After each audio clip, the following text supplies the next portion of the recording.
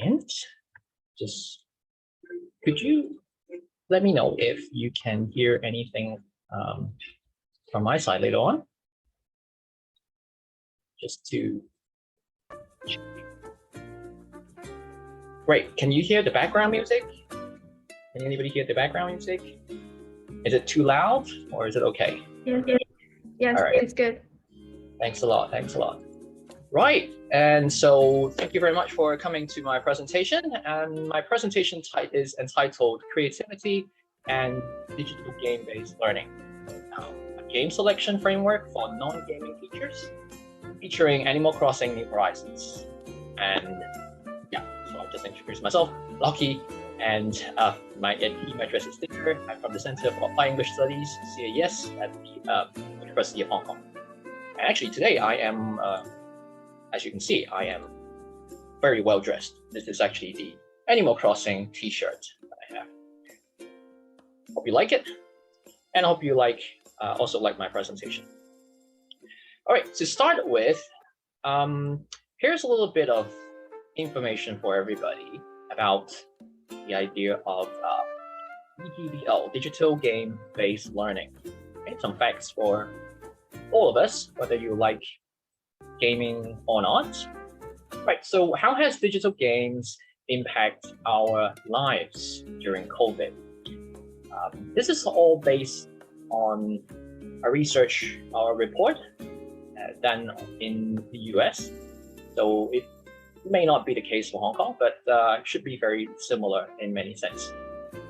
So if you take a look at the total number of gamers in the US, there are about 227 million. And a lot of them, if you like, are above the age of 18. Or teaching in higher education, probably you will find this statistic very useful. And a lot of the average video game players are 31 years old. Right, here comes the next piece of information.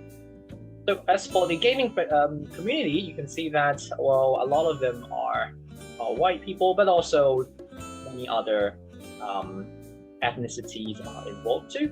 If you look at the percentages, 87% of the players agree that video game players are a diverse group of people. And that if you see the quote at the bottom, you can see that not only did I meet my closest friend through video games, some video games have helped me understand my identity as a queer person and how I fit in the world. So really good impact on game players. Video games and the COVID-19 pandemic is the one that concerns most of us. And there are a lot of statistics here, but most of them, you can see that very high percentages. 55% of the players have played more during the pandemic. 9% say they are likely to continue playing after social distancing is no longer required. And if you look at the bottom, for those of you who are parents, 70% of parents said that they have allowed their children to play more games, and 59% of the parents say that the children used education games during the pandemic. And if you look at the other on the side, you can see math 62%, science 48%, language 46%, which is very, very encouraging statistics. Right, there are a lot more statistics if we want to go on. But then I guess let's look at the bigger numbers. So 89% says video games can bring together different types of people. 89% says video games can create accessible experience for people with different abilities. And at the bottom, you can see there are various reasons why people want to play games. Sometimes it's to bring joy, sometimes it's to provide mental stimulation and relieving stress, basically positive well-being. Right, benefits of play. 77% play online games in person at least a week, and they play by the hours, 7.5 hours per week or 4.5 hours per week, either online or in person. And another quote here, they give me entertainment and give me the opportunity to spend time with my friends and family that I don't get to see them often. All right, and there's still a bit more. I think for the types of devices, well, as you would expect, with smartphones or gaming consoles or personal computers, but that's not too important for us teachers. But what we really need to look at is like how many of these existing commercial games are out there that have an acceptable or for everyone rating, the ESRB rating data. So if you see that actually 49% of the commercial games out there are actually for everybody, which means the pool is very, very large, and it would be very useful for us teachers if we can explore them. And there we have parents. All right, play games with the children, 74% at least weekly, and there are parents who agree that it's fun, and also brings 68% of the Americans agree that video games can create experience that improve creative skills. Right, so a lot of benefits and more quotes. So I'm not going to read out all these quotes, but just to let you know, in terms of age, 18 to 34 years of age, then about more than 50% of them play video games, and they play casual games quite often as well. Not unlike people will say shooting games or action games. Casual games are also pretty popular. In fact, most popular among all these games. Which brings us to why digital gaming, game-based learning. So here are some quotes from past studies or past researchers. So they argue that fun digital games can enhance students' involvement, extrinsic and intrinsic motivation, and as a result, the effectiveness of learning. And then other researchers also suggest that video games might be useful in developing spatial abilities. And you can see the time goes back from starts from 1980s, 1994, and then obviously a lot of us will know Princeton 2001, when he is usually credited as the person who popularizes DGBL. And since then, the interest has grown exponentially in research. However, we look at certain gaps. We can still find quite a bit of the gaps in between. For example, the first one, the adoption of the digital game-based activities in education is still far from becoming mainstream. Bakker and Jacobson says that they analyzed 109 e-surveys responses from K-12 teachers in Canada, and they found that major barriers that their teachers were facing are as follows: the lack of understanding in gaming and ways to integrate games into lessons. Number two, the lack of knowledge in game selections, both in terms of learners' interest, suitability for teaching and learning. Number three, high cost, time cost, effort cost in teaching preparation. And four, low return, as in like the school's not prioritized for DGBL and therefore the learning outcomes. And that's the first group of gaps. There are other gaps as well. So if you look at, say, other reasons, Bakker points out that digital games to teachers are more of a nuisance than an asset, because they are insufficiently informed, as in the teachers. If you want to overcome these psychological barriers, it's important to provide teachers with relevant, easy to grasp information and pedagogical recommendations. However, the availability of this kind of information or recommendation, it's not there. That's why it's another major problem. And so current literature on the assessment framework and models of educational values of digital games are generally expert-oriented rather than user-oriented. And who are the users? Well, us, teachers. And who are the receivers? The students, our students.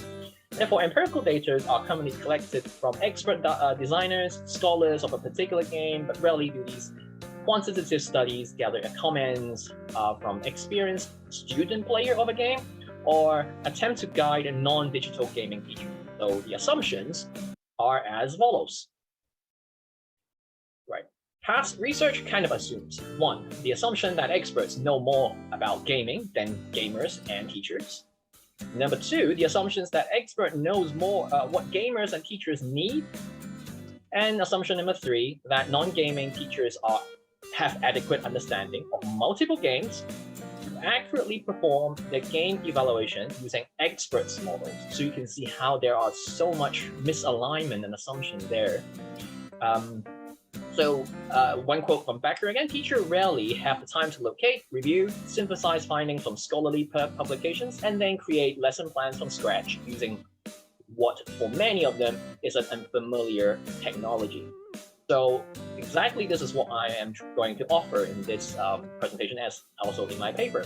I want to create a research centered that is around end users who are the non-digital gaming teachers, as well as the end receivers who are our students. And this would be a quick start guide for beginner DGBL teachers using Animal Crossing New Horizons as an exemplar of DGBL-friendly video games to demonstrate the analytical process. So that's my literature. I know it's quite detailed, but there would actually more detail if you could read my paper. So the approach that I am adopting is a mixed methods approach. First of all, I review a lot of academic literature, game reviews, news reports on the application of the Animal Crossing New Horizons during the COVID-19 pandemic. So this would include all the experts, as well as teachers, as well as researchers and game developers' comments. And then number two, I'm focusing on the expert student players of a game. So a qualitative analysis of data from a virtual interview with two experienced Animal Crossing New Horizons student gamers / YouTubers via our Instagram chat. So they are pseudonym as Kiki and Ruby, two Animal Crossing characters. Right, so collecting all that, here comes my design of a framework that should help non-gaming teachers. It's actually inspired by a 3-stage water filter system that probably you also have one at home. And so that's on the left. Usually what happens is when the water goes in, the coarse debris will be filtered, and then as it goes to stage 3, it becomes more fine and eventually clean water. So same thing for my stage 1 filter. It's on game acceptance. Stage 2 filter is game design. Stage 3 filter is game support. So these are some considerations. For stage 1, game acceptance focuses on popularity and recognition. Stage 2 focuses on several things. So freedom of creativity, including identity, individuality, unbounded creativity potential, mechanism of sharing, target audience, the mechanisms of collecting, ownership of virtual time and game pace, lastly, sustainability or game support, social connectivity or interactivity, and community support. Right, we'll see them again, so don't worry, I know it's a bit overload just looking at that diagram. Okay, let's start with stage 1, game filter on game acceptance. So what does it mean really by popularity or recognition? Well, popularity is in fact how often do people play this game, how many people like this game, using this game. And for example, if you see on the top right corner here, we have Selena Gomez, who happens to be a Hollywood star who sings songs, and there she was at the Animal Talking talk show.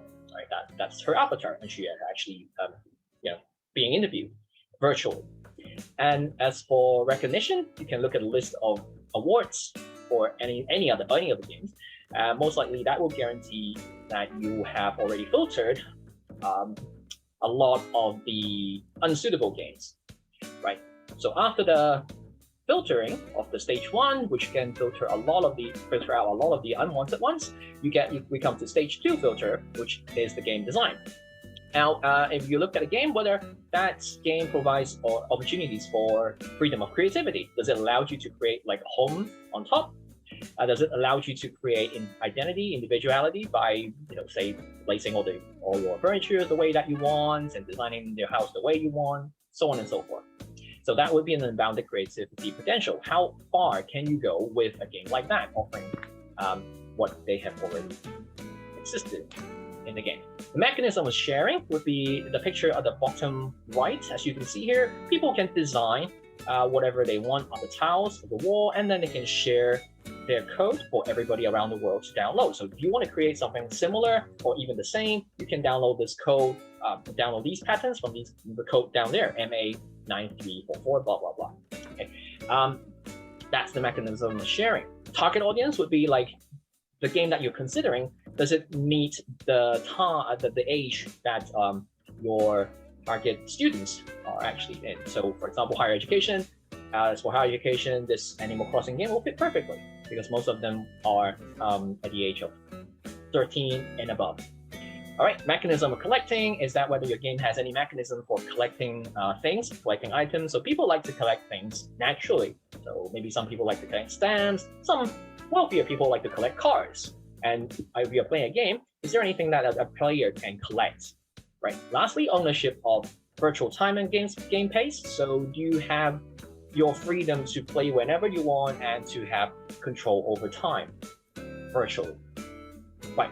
And yeah, that's the other example. Well, we have Hong Kong U also try to use offer patterns for people to download. And also IKEA found this Animal Crossing game very useful, and then they also created their own catalog. So that's pretty interesting as well.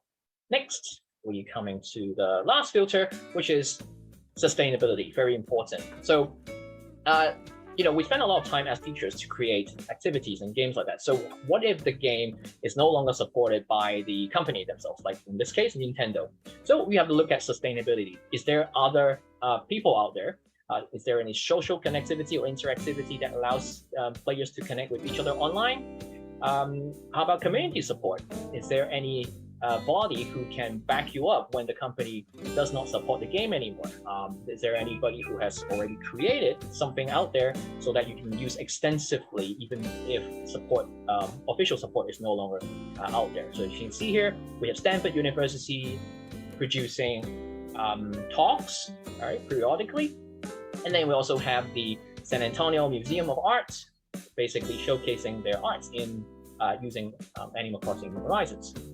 Right, coming to near the end of my talk, just some quotes from my interviewees, right, Kiki and Ruby, Kiki in blue. So it gives a sense of satisfaction because we can enjoy the fruit of your time and efforts. It has different goals that aren't too difficult to achieve, that motivates you to keep playing, collecting furniture, collecting creatures, paying mortgages, decorating my house to earn happy home ranking, win villagers' hearts. Ruby says, ACNH provides creative outlet, as in allowing players to decorate their own islands, houses, characters, even villages to our heart's content.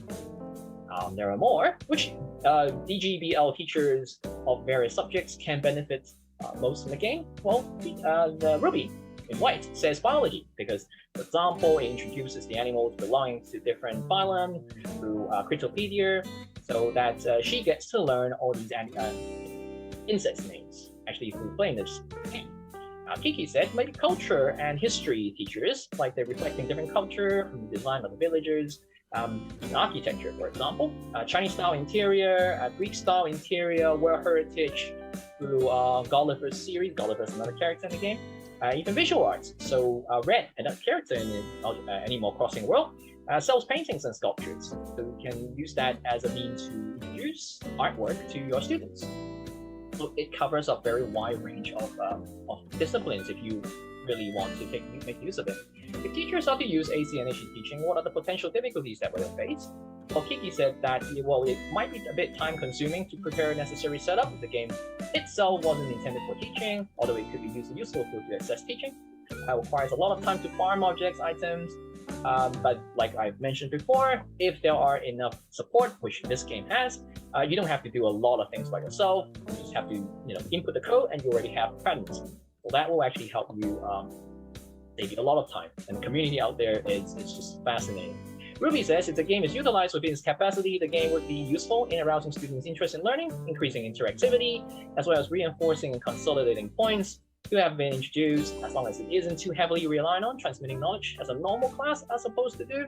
So, yep, that's very important. Don't expect that you can use the game and you run the class as usual, but you do have to add in your creativity. All right, and coming to the end of my presentation now. For references, I'm a bit too lazy to type, include one by one. So I have this link here. So for a complete list of references, please follow me on ResearchGate and keep an eye on the publication of my article. And this would be the name of the article. It's been submitted to manuscript submitted for publication, but also I also need reviewers. So if you're interested in helping me as becoming my reviewer for my paper, please contact me directly. And I do have, I have used Animal Crossing in one of my lessons, actually a new course that I've designed called Creativity in Everyday English. And I use this game as an opening to introduce various concepts of creativity. So I'm not going to play it here, but if you are interested, feel free to watch it after I share the link of this presentation with you. So thank you very much. Okay. Yep, that's basically it. Thank you. So, does anybody have any questions? I think we have 1 minute or yeah. So any questions? If have. If not, then I will ask, let me stop sharing my screen and also stop the